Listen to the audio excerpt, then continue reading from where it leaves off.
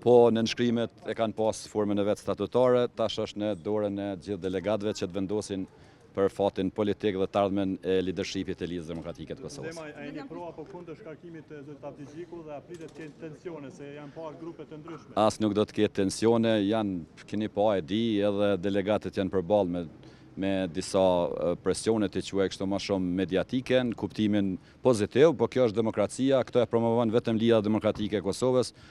Këto ngjarje nuk mund të shihni në parti tjera, që besa as në partitë në vendet e rajonit.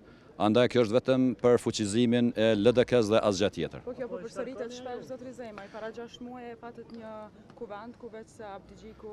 Për këtë arsye jemi parti demokratike, për këtë arsye kërkojmë suksese më të mëdha dhe për këtë arsye nuk ndalemi derisa ta kem partinë LDK të parë edhe për ashtu e cila është krijuar dhe formuar. Kush mund të ketë sukses më të madh si kandidat mbrapa Abdixhikut? Sot është vetëm një pikë e rendit të ditës, tema tjera hapen në kuvendet e radhës së LDK-s. Jeni kandidat në këtë pozitë? Kur në? Nëse vjen të shkarkimi i Abdixhikut?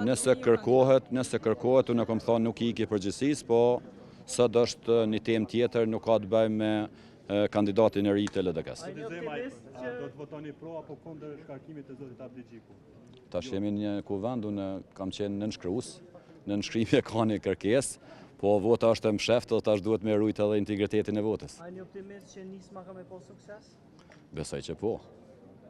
Faleminderit shumë, suksese. Atëherë fjolla